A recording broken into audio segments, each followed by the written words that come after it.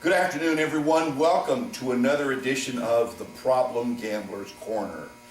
This program is produced by the Alabama Council on Compulsive Gambling, and this is where problem gamblers come over to the corner and to talk about recovery, to talk about the things about gambling addiction that affects each one of us. You know, gambling addiction can happen to anyone, anytime, anywhere. So sit back and relax as we have an opportunity now to talk about gambling addiction and recovery.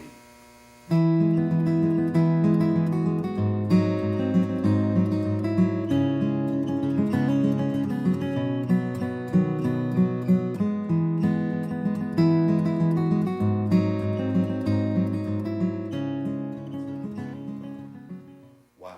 So over a 5-year period, your gambling escalated to this $6 million debt. Right. Did you ever say to yourself, I'm the new $6 million man? Never said that. You never said that. Okay. All right. Well, maybe that wasn't fair of me. I don't know. But Ricky, we say that when gamblers hit rock bottom, that there is a 2 to 3 times higher risk of suicide amongst gambling addicts, because once you hit your rock bottom, and it sounds to me like the day that you just described, that was your rock bottom. Right. So what did you do that day? Well, when I left the restaurant, I called a taxi and Mhm. had them drive me 30 miles to my house. And Okay. I could not tell my wife that day, so I just... Okay. Did your wife see you get out of the taxi? No. Okay. I had them stop up the road. And Stop I up the road. walked Okay. home. Walked home. Okay. All right. So I went to bed that night and, of course, laid awake all Mhm. night long. All night. Yeah. And the next morning I got up and got up early and left. Didn't go to the car, Mm-hmm. but she thought I did, Sure. and like I had gone to work. But Right. what I'd done is I had a loaded pistol, Mm-hmm. and I took it and went to an area of my property, and from 7 o'clock till 3, laid there with it, Mm-hmm. and contemplated what I should do and what would be best for my family, Gotcha. if they would be better Mm-hmm. without this. So. Without this, without having the pain of knowing Right. what had happened. Right. Okay. And you say your dog was down there with you. I had a dog named Dixie that laid there with me all day long, Mm-hmm. and Didn't leave your side. no, Yeah. So, and in fact, that is, and I look at it as one of the tools that God used, was Mhm. the dog. And when at about 3 o'clock that afternoon, my wife came to the door, and I was about a quarter of a mile away, but Mhm. you could hear her voice, and it was calling for Yeah. Dixie to come home. And when she called, the dog got up and left. Mm-hmm. And when the dog got up and left, I said to myself, I've got to get up, got to go home and make this right and tell her what I've done. Absolutely. And let's try to get it right and see what happens. And what did happen? Uh, Without getting personal. I'm sorry. Yeah. I'm not trying to get real personal here. Let me back up. The reality was your wife and you were dealing with it. Your Right. kids are dealing with it. right, You've had to go to court. right, You've had to share with the judge all that was involved with the day trading. Okay. And understand that the judge wasn't 100% sold on stock day trading as gambling, but we know it's gambling. absolutely. Yeah. In my case, it was. Okay. And what was your sentence? 5 years. 5 years. 5 years. Okay. Since that day that you walked into the house and told your wife what had been going on, how has your life been different since you stopped gambling?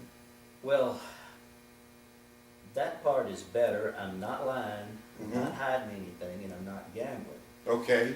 But we're also dealing with the fact of what we're going through. I'm gonna go to prison. Yeah. The embarrassment of it all, the shame of it all, and, you know, the money is not there, Mm-hmm. you know. A lot of Yeah. people think I have this money and I don't. Sure, Because sure. it was lost. Absolutely, absolutely. You know. Yeah. My wife and I have gotten a divorce, Mm-hmm. but hopefully in years to come, we'll try to work it out. Sure. The house is up for a short sale, and it's just been one thing after another. Mm-hmm. After working 33 and a half years, we don't know if and when I'll get my pension. Mm-hmm. So Okay. we're dealing with all of this. And it's just to know what I've done to my family Mm-hmm. and the people that I love, and you know, Yeah. misleading them with this. But you don't, at no point do you think about it, but you just don't stop. No, you don't. You don't. Again, that's why it's an addiction. And the addiction always has one goal, and that is to destroy the host. Yeah.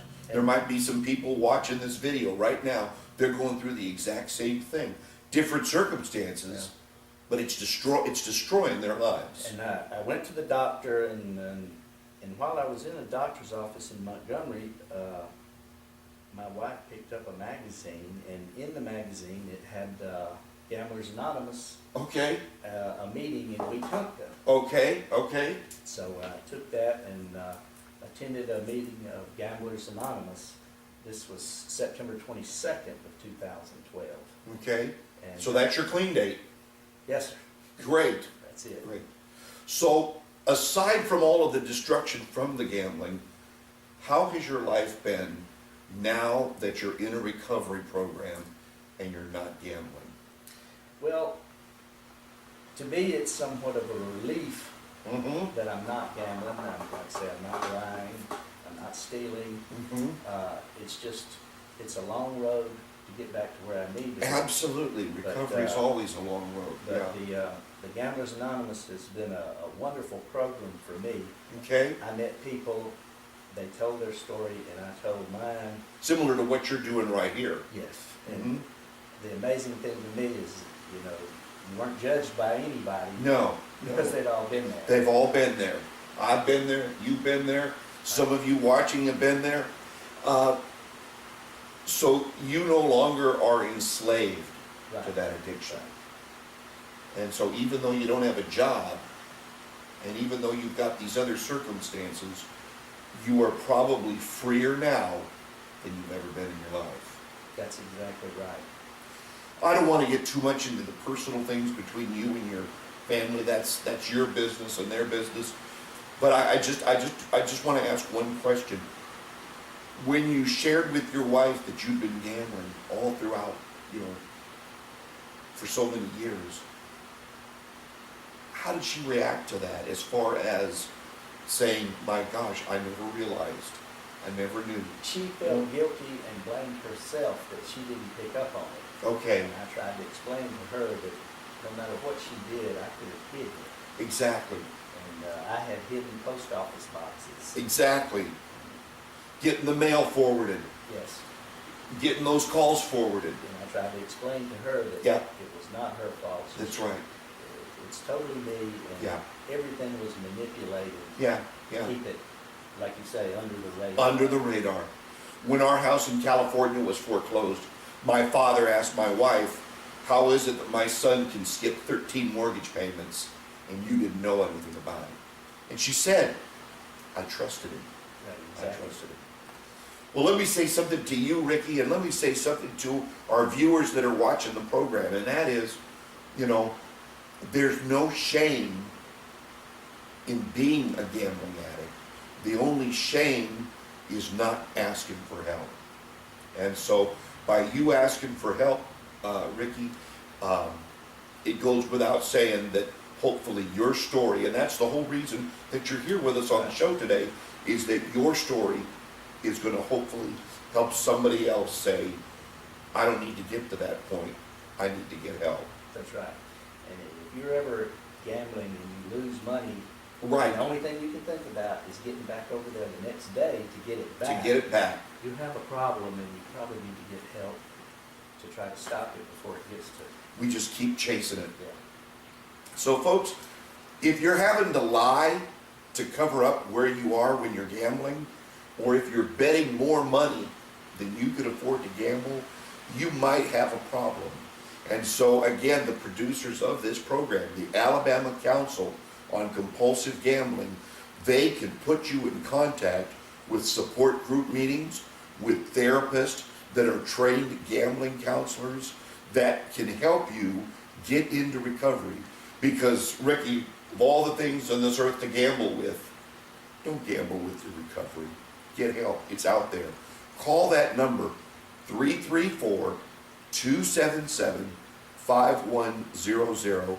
It's 100% confidential. Ricky, I thank you that you have risked your anonymity and your confidentiality by coming on here today and sharing with us. We wish you the very best, young man. Thank you. Thanks again for joining us at the Problem Gambler's Corner. And again, remember that help is available. All you have to do is ask.